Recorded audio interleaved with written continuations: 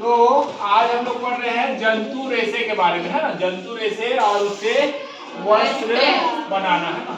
तो कल हमने पढ़ लिया था ऊन के बारे में, आज किसके बारे में पढ़ रहे हैं हम लोग? रेशम। तो रेशम जो है रेशम कीट से प्राप्त किया जाता है। और इसमें संबंधित जो प्रश्न बनते हैं वो ऐसा है कि रेशम क्या है। पहले आपको पता होना चाहिए ना कि रेशम क्या है।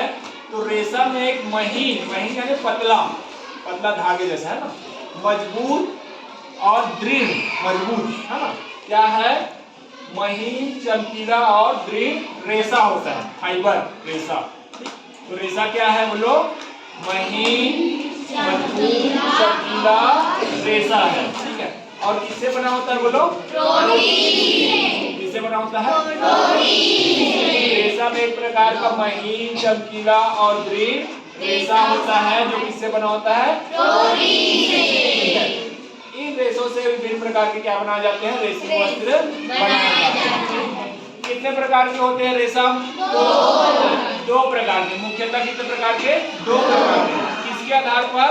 तो उस कीट के आधार पर जो अलग अलग जगहों में पाया जाता है ना। अलग अलग जगहों में मतलब अलग अलग पौधों में जो कीट पाए जाते हैं उनको खाते हैं, उसमें अपना जीवन यापन करते हैं। तो उनकी प्रजाति क्या होती है? पौधे के हिसाब से अलग अलग रहता है, उसके हिसाब से अनुकूलित हो गए हैं।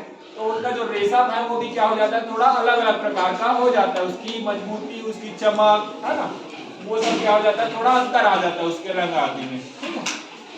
तो उसके आधार पर रेशम कितने प्रकार के होते हैं बोलो? मुख्यतः दो प्रकार। पहला रेशम को बोलते हैं शहतूत रेशम, ठीक है। और शहतूत को अंग्रेजी में बोला जाता है मलबरी। क्या बोला जाता है? मलबरी। इसलिए इसको बोल दिया जाता है मलबरी रेशम भी बोल देते हैं, ठीक है। शहतूत रेशम को भी और क्या बोला जाता है? मलबरी रेशम। और ये सबसे सामान्य प्रकार है, मतलब सबसे ज्यादा यही पाया जाता है। कितने प्रतिशत? 92% रेशम जो होता है कैसा है? रेशम होता है शहतूत रेशम या मलबरी रेशम होता है। यह किससे प्राप्त किया जाता है? तो शहतूत की पत्तियां खाने वाले रेशम कीट से, है ना। शहतूत की पत्तियों में उसकी पत्तियों को खाने वाला एक विशेष प्रकार का रेशम कीट होता है और उससे जो रेशम मिलता है उसको हम लोग क्या बोलते हैं? शहतूत रेशम या मलबरी रेशम कहते हैं। दूसरा जो होता है गैर शहतूती रेशम, यानी कि शहतूत के पौधे को छोड़कर बाकी किसी अन्य पौधे जैसे कि क्या क्या है देखो, अर्जुन, साझा, साल, इन पौधों में जो रेशम के कीट जीवन यापन करते हैं और उसमें अपना रेशम बनाते हैं, उनसे जो रेशम मिलता है उसको क्या बोलते हैं? गैर शहतूती रेशम। इन्हें ही क्या बोल दिया जाता है? एरी रेशम, मूंगा रेशम या टसर रेशम, है ना। गैर शहतूती रेशम में क्या क्या आते हैं? एरी रेशम, मूंगा रेशम या टसर रेशम आदि आता है। तो गैर शहतूती रेशम क्या है? ऐसे रेशम जो शहतूत के पौधे के अलावा अन्य पौधे जैसे कि अर्जुन, साझा, साल, बोई, अपने तरफ बोई भी रहता है ना, बेर, बोई, ठीक है, उसमें भी उगता है। तो उनसे जो रेशम मिलता है उसको क्या बोला जाता है? कोसा रेशम या टसर रेशम, है ना, ठीक है। या सीधा सीधा बोल देते हैं गैर शहतूती रेशम।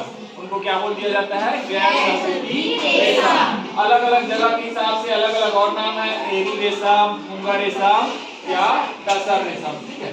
टसर कोसा रेशम क्या है? अब उसी का एक प्रजाति है गैर शहतूती रेशम का, टसर कोसा रेशम। तो छोटा सा हम लोग कोसा पहले बेचते थे ना, अभी भी कभी कभी आता हो, देखते होंगे, मिलता होगा, है ना। बर्फ वाले लोग लेते हैं, सामान्यतः पहले लेते थे, हमारे जमाने में अब नहीं लेते हैं शायद, है ना। लेते हैं अभी भी, बर्फ लेते हैं उसके बदले, हाँ, ठीक है। तो रेशम कीट के कौन से प्रजाति बोल रहे हैं? एंथीरिया माइलिटा, बोलो एंथीरिया माइलिटा तथा एंथीरिया पेपिया, कीट का प्रजाति है कौन कौन सा? एंथीरिया माइलिटा और एंथीरिया पेपिया, ठीक है। तो इनसे जो कोसा मिलता है उसको क्या बोला जाता है? टसर कोसा रेशम। फिर से बोलो, टसर कोसा रेशम, ठीक है।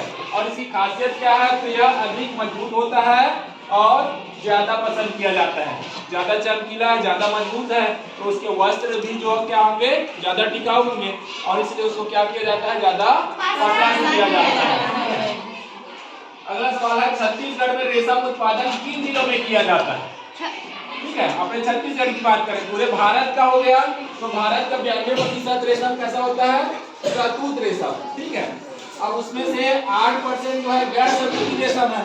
ठीक है, और गैर शहतूती रेशम में ये सब हम देख लेते हैं, टसर रेशम, मूंगा रेशम आदि, है ना। अब बोल रहे हैं कि छत्तीसगढ़ के कौन से जिलों में, मतलब अपने छत्तीसगढ़ के कौन से जिलों में रेशम का उत्पादन किया जाता है? तो कौन कौन से जिलों में बोलो?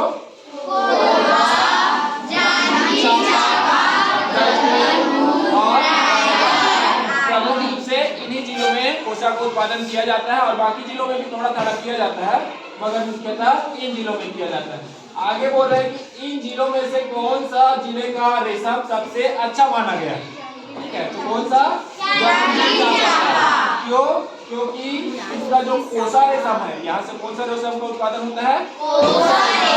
वो ज्यादा मजबूत होता है और उच्च गुणवत्ता वाला होता है, और इसलिए इसको क्या माना गया है? अच्छा माना गया है, ज्यादा पसंद किया जाता है। समझ में आया? Yes sir.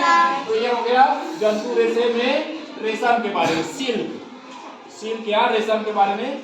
अब जो रेशम कीट है उसके जीवन चक्र के बारे में हम देखेंगे। ठीक है, तो इसको जल्दी से लिखो, उसके बाद मैं मिटाऊंगा। ठीक,